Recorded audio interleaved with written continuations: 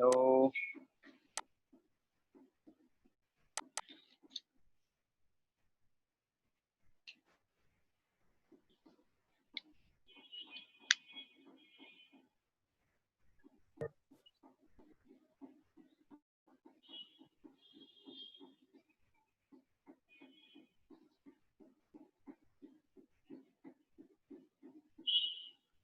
আপনাদের সবাইকে কিছু অঙ্ক দিয়েছিলাম, সৃজনশীল 3, 4, 5। আপনারা কি করেছেন? জি স্যার, করছি তো, বাট স্যার অনেকগুলা পারি নাই, যেমন 5 নাম্বার পুরোটাই বুঝি নাই। আচ্ছা, আগে 3 নাম্বার সৃজনশীলটা একটু দেখি। জি স্যার।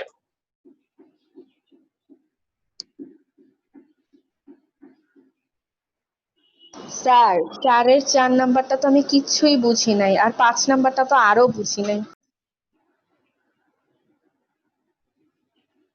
আচ্ছা, সৃজনশীল 3 নাম্বারটা দেখেন যে এখানে কি বলা আছে।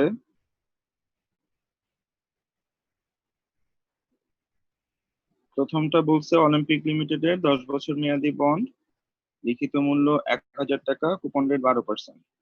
3 বছর পরে বন্ডটি 1,040 টাকা মূল্যে তলব করা হবে।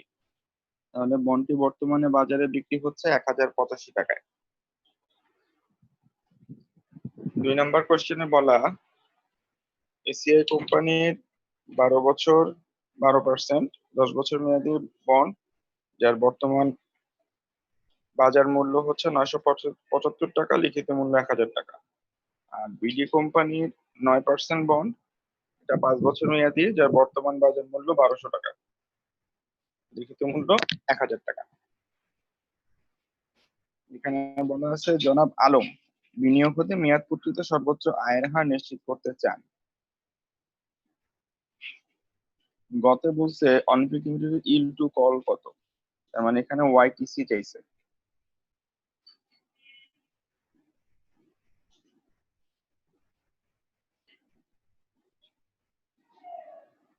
ফর্মুলাটা করে দিচ্ছি।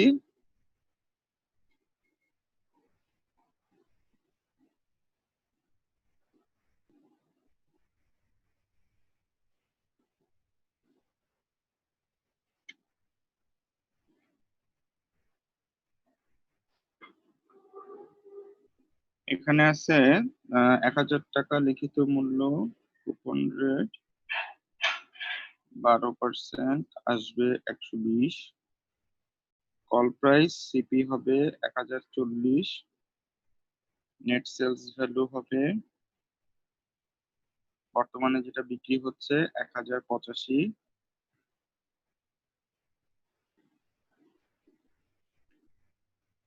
এন এন হবে 3।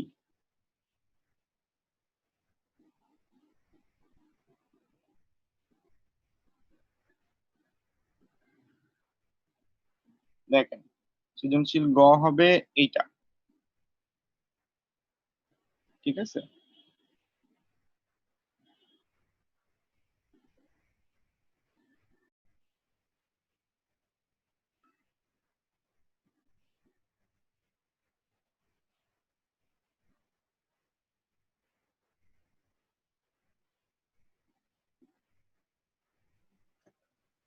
স্যার ক্যামেরা ঘোলা, লেখা বোঝা যায় না। এখন দেখেন,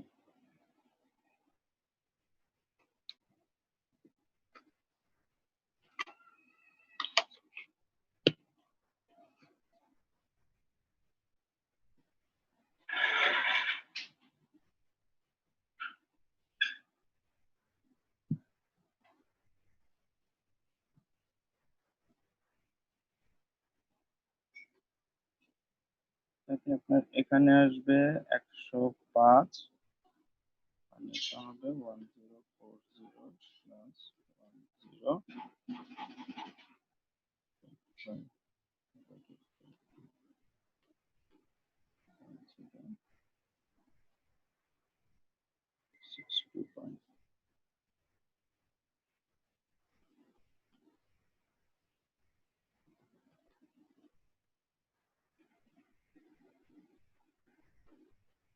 এটার আনসার আসবে 9.88% ওয়াইটিসি।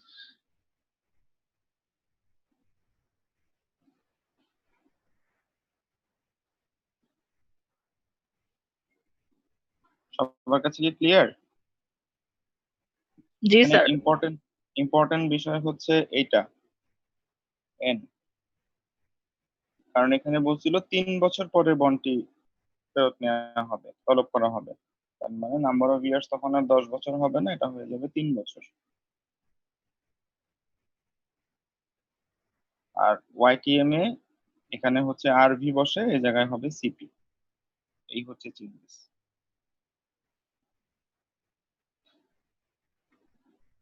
স্যার আরবি কেন বসলো না? এটা তো ওয়াইটিসি চাইছে, আরভি যখন বসে তখন তো ওয়াইটিএম হয়।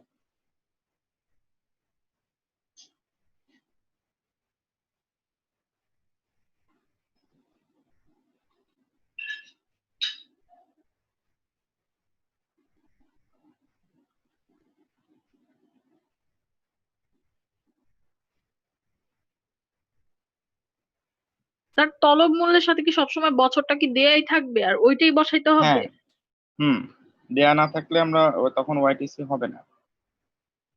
কত বছরে তলব করা হবে সেটা যদি না বলে তাহলে ওয়াইটিসি হবে না,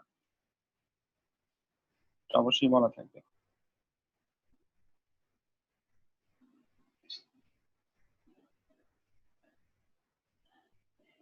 আচ্ছা, আমরা আবার কোশ্চেনে চলে যাই।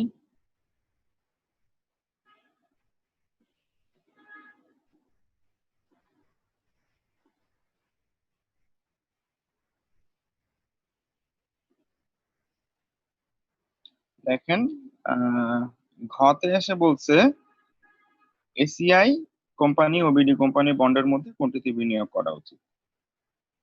ঠিক আছে, তাহলে প্রথমে এসিআই কোম্পানিটা করি।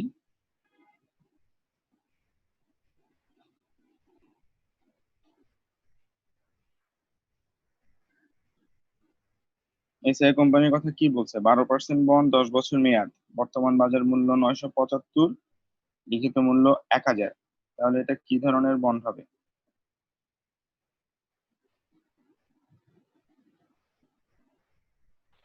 স্যার 12% কি প্রত্যাশিত আয়ের হার? না, এখানে 12% কুপন বন্ড। কোশ্চেনটা পড়েন।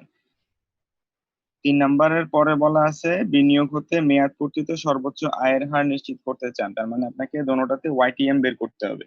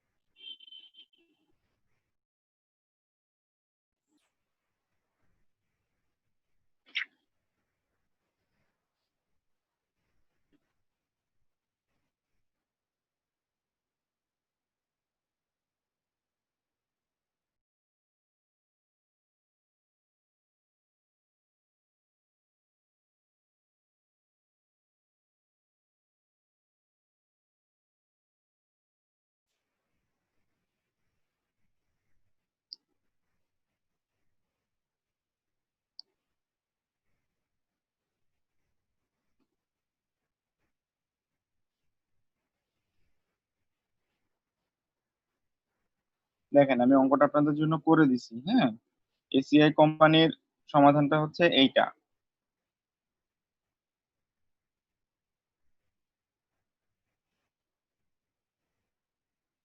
এখন দেখেন দুইটা সূত্রের মধ্যে ওয়াইটিএম এবং ওয়াইটিসির পার্থক্যটা বুঝতে পারবেন।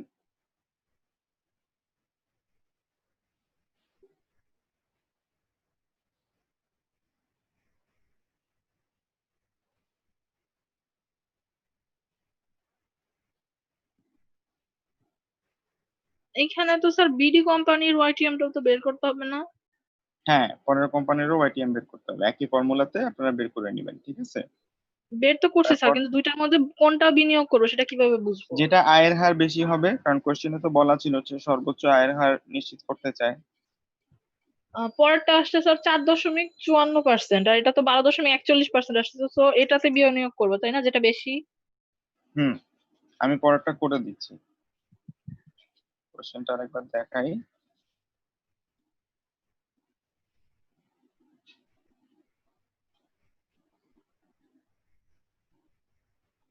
পরেরটা কি ছিল? BD company. বিডি কোম্পানিটা আমি করে দিচ্ছি।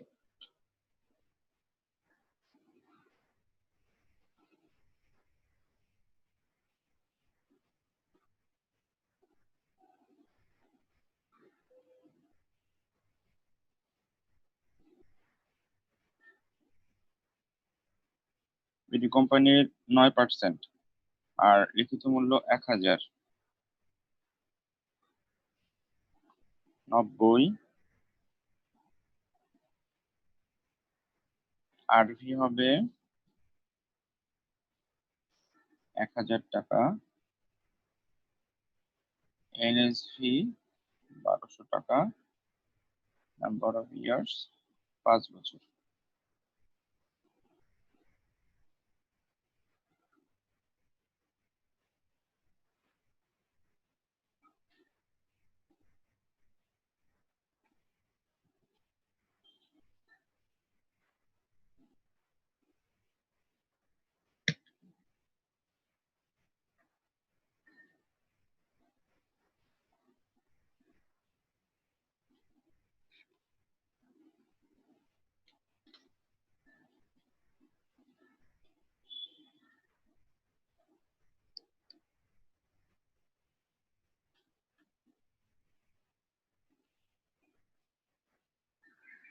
সাত দশমিক পাঁচ পাঁচ হ্যাঁ,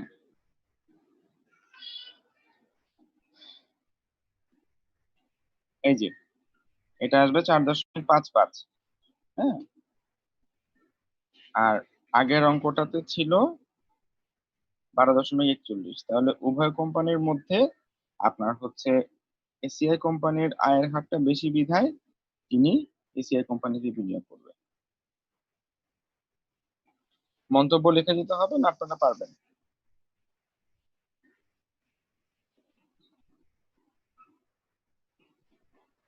শুধু তো এতটুকুই লিখবো যে এই কোম্পানির আয়ের হার বেশি, সেজন্য এটাতে বিনিয়োগ করতে হবে, আর তো কিছু না। আগে লিখে নিবেন এসিআই কোম্পানির ওয়াইটিএম এত পার্সেন্ট, বিডি কোম্পানির ওয়াইটিএম এত পার্সেন্ট। যেহেতু তিনি সর্বোচ্চ আয়ের হার নিশ্চিত করতে চান, তাই এসিআই কোম্পানির ওয়াইটিএম বেশি হওয়ায় তিনি সেই কোম্পানিতে বিনিয়োগ করবেন। এই পয়েন্টটা স্যার উল্লেখ করে দিতে হবে। বিডিটা একটু দেখেন তো। এই ওহির কি হয়েছে, 2 মিনিট পর পর আসে আর যায় কেন?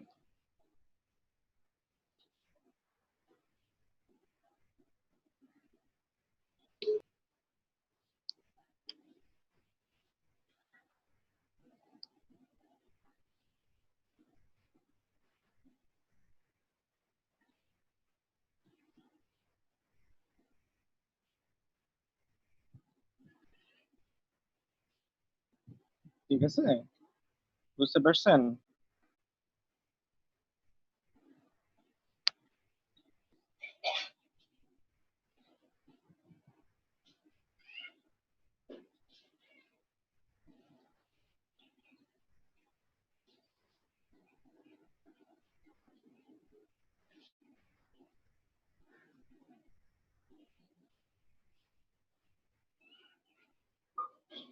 আমরা সৃজনশীল 4-এ চলে যাচ্ছি। এটা কি ক্লিয়ার সবার কাছে?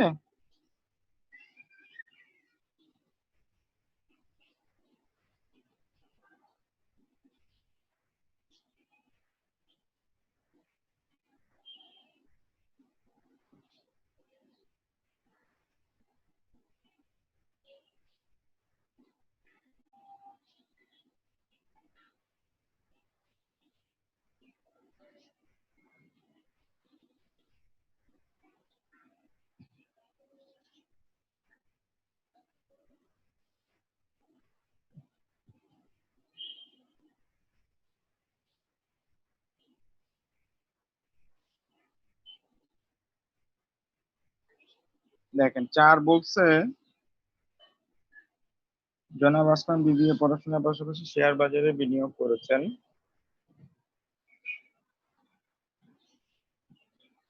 তিনি দুটি কোম্পানির বন্ড ক্রয় করেছেন, তার বিবরণ নিচে দেয়া হলো। নাহিদ লিমিটেডের বর্তমান বাজার মূল্য 1080, অভিহিত মূল্য 1000, কুপন রেট 10%, মেয়াদ 10 বছর। কবি লিমিটেডের 6 বছর মেয়াদি 0 কুপন বন্ড, বর্তমান বাজার মূল্য 400, মেয়াদ পূর্তি মূল্য 1000 টাকা। স্যার গ নাহিদ নাম্বারে কোম্পানি ওয়াইটিএম চাইছে। হ্যাঁ বলেন। স্যার স্যার গ নাম্বারে কি ওয়াইটিএম চাইছে না সিওয়াই?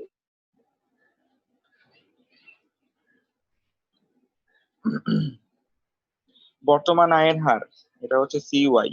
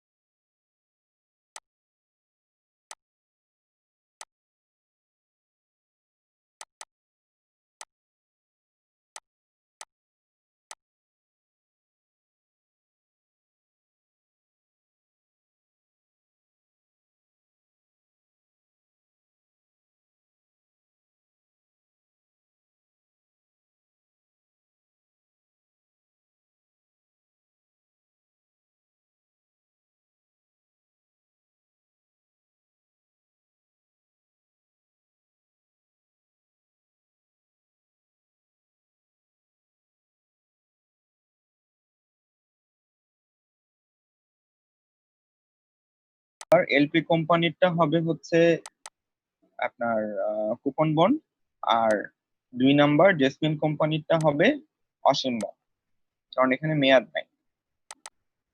ঠিক আছে, এরপরে যেহেতু বাজার মূল্য দেওয়া আছে, একইভাবে বর্তমান মূল্য বাজার মূল্য লিখে যার বাজার মূল্য কম হবে সেটাতে বিনিয়োগ করা যাবে। এটা হচ্ছে 6। আর 7-এ বলা আছে জনাব রিয়াজুল তার 25টি বন্ড বিক্রয় করে 12% সুদে রমনা ব্যাংকের স্থায়ী আমানতে রাখার সিদ্ধান্ত নিয়েছেন। চলতি বছরে বন্ডের অভিহিত মূল্য ছিল 2500 টাকা, বার্ষিক সুদের পরিমাণ 12%, মেয়াদ 12 বছর। বন্ডগুলো তিনি প্রতিটি 2800 টাকায় বিক্রয় করেন। উদ্দীপকে উল্লেখিত বন্ডগুলো কোন ধরনের বন্ড ব্যাখ্যা করেন। এটা হচ্ছে কুপন বন্ড, কারণ এখানে সুদের হার, বাজার মূল্য, প্রত্যাশিত আয়ের হার, ঠিক আছে, এগুলো বলা আছে। প্রত্যাশিত আয়ের হার না, সুদের হারের কথা মূলত বলা আছে, মেয়াদ বলা আছে, তাই এটা হবে কুপন বন্ড। এবং এরপরে কুপন বন্ডের বৈশিষ্ট্য লিখবেন। 7-এর গ, কোনো অঙ্ক হবে না, শুধু থিওরি। যেখানে লিখবেন উদ্দীপকে উল্লেখিত বন্ডটি কুপন বন্ড, কারণ এখানে সুদের পরিমাণ এবং মেয়াদ দুটো উল্লেখ করা আছে। এরপর কুপন বন্ডের যা যা বৈশিষ্ট্য আছে সেই বৈশিষ্ট্যগুলো লিখবেন। ঘতে বলা আছে বন্ডগুলোর মেয়াদ পূর্তির আয়ের হারের ভিত্তিতে জনাব রিয়াজুলের বিনিয়োগ সিদ্ধান্তটি মূল্যায়ন করো। মেয়াদ পূর্তিতে আয়ের হার মানেই হচ্ছে ওয়াইটিএম, তাহলে এখানে ওয়াইটিএম বের করবেন। বাজার মূল্য হবে, খেয়াল রাখবেন, 2800 এনএসবি, 2800। আর আরভি হচ্ছে 2500। এটা গেল 7। 8-এ বলা আছে বিডি কোম্পানি 2015 সালের পহেলা স্যার জানুয়ারি সিদ্ধান্তটা কি হবে স্যার? কোনটাতে? গ নম্বরে 7-এর 4-এ 7-এর 4-এ সিদ্ধান্ত হবে মেয়াদ পূর্তিতে আয়ের হারের ভিত্তিতে আপনাকে বলছে মূল্যায়ন করতে, ঠিক না? তিনি কি করছে দেখেন, একদম ফার্স্ট লাইনে বলা আছে 12% সুদে রমনা ব্যাংকে স্থায়ী আমানতে রাখছে। এখন সে কোনটাতে বেশি পাবে? স্থায়ী আমানতে বেশি পাবে নাকি এই যে বন্ডটাতে বেশি পাইতো? আপনি এই 12%-এর সাথে কম্পেয়ার করবেন। যদি ওয়াইটিএম 12%-এর বেশি আসে তাহলে তার বন্ড রাখা যৌক্তিক, আর যদি ওয়াইটিএম 12%-এর কম আসে তাহলে বন্ড বিক্রি করে স্থায়ী আমানতে রাখা উচিত। কোশ্চেনটা বুঝতে পারছেন? তার কাছে বন্ড গুলো আছে, সে বিক্রি করে ব্যাংকে রাখবে। এখন সে বিক্রি করবে নাকি করবে না, এটা হচ্ছে কাজ। বুঝছি স্যার। আর 8 নম্বর অঙ্কে বলা আছে পহেলা জানুয়ারি 5 বছর মেয়াদি বন্ড ইস্যু করেছে, লিখিত মূল্য 1000, কুপন হার 12%, সুদ বার্ষিক ভিত্তিতে প্রদান করা হয়, প্রয়োজনীয় আয়ের হার 14%। গতে বলছে বিডি কোম্পানি বন্ডের মূল্য নির্ণয় করো, তাহলে এটা হচ্ছে বন্ডের বর্তমান মূল্য। কোন সূত্র হবে? Coupon bond. কেন? কারণ মেয়াদ আছে, সুদের হার আছে, যেটা আমরা 5-এর ঘতে পবন লিমিটেডে যে সূত্র করছি। এখানে শুধু মূল্য, এখানে আর কিছু করতে হবে না। আর ঘতে বলছে যদি প্রয়োজনীয় আয়ের হার বৃদ্ধি পেয়ে 16% হয় এবং বন্ডের বাজার মূল্য 1200 টাকা হয় তাহলে বন্ডটি ক্রয়ের যৌক্তিকতা নির্ণয় করো। তাহলে আবারও বন্ডের মূল্য বের করবেন, সেক্ষেত্রে কেডি আগের 14% ধরা যাবে না, 16% দিয়ে করতে হবে। এবং বাজার মূল্য বলা আছে 1200 টাকা, যেই মূল্যটা বের হবে, বর্তমান মূল্য যেটা বের হবে সেটা এই যে 5-এর 4-এর পবন এবং শান্তা লিমিটেডের মতো করে বর্তমান মূল্য বাজার মূল্য লিখে, যেটা আপনার বর্তমান মূল্য বাজার মূল্য যদি কম হয় তাহলে আপনার বিনিয়োগ করবে, বা বেশি হলে বিনিয়োগ করবে। এখানে একটা বন্ডেরই বর্তমান মূল্য বাজার মূল্য দিয়ে তুলনা করতে হবে। 8-এ 9, 8-এর মতোই সেম। তাহলে এই 4টা অঙ্ক কি আপনারা পারবেন?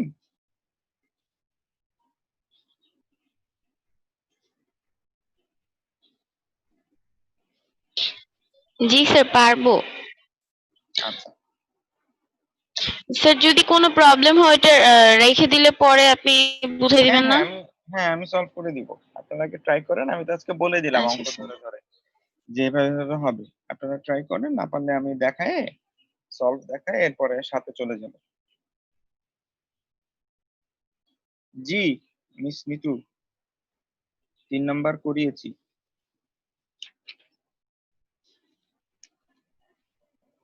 আমি গ্রুপে 3 নাম্বারের সৃজনশীলের ইয়াটা দিয়ে দিচ্ছি। হ্যাঁ, একটু দেখাইতে হবে স্যার প্লিজ। 8 নম্বরে বার্ষিক ভিত্তিতে আছে, এখানে বার্ষিক কি ধরা হবে? না, বার্ষিক ভিত্তি মানে তো হচ্ছে বছরে একবার, সেটা আর কি ধরবেন?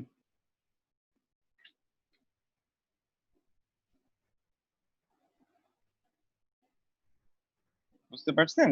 যদি বার্ষিক ভিত্তিতে বেশি বলতো, যে অর্ধবার্ষিক বা ত্রৈমাসিক, তখন ধরতাম।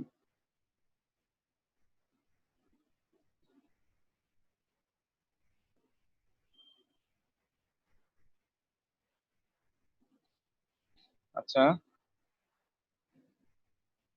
মিতু ম্যাডাম, এই যে দেখেন 3 নাম্বার সৃজনশীল আমি আপনাদেরকে স্ক্রিনশট দিয়ে দিচ্ছি, গ্রুপে সলভ গুলো আমি দিয়ে দিচ্ছি।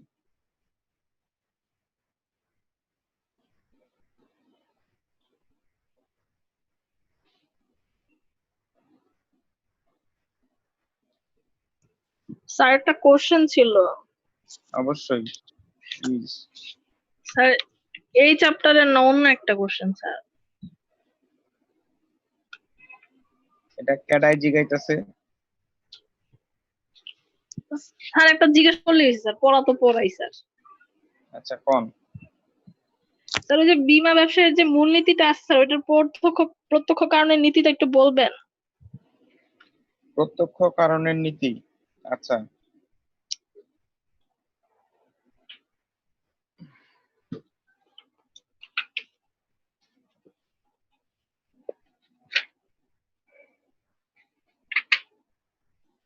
লিখি। আচ্ছা, প্রত্যক্ষ কারণ নীতি হচ্ছে,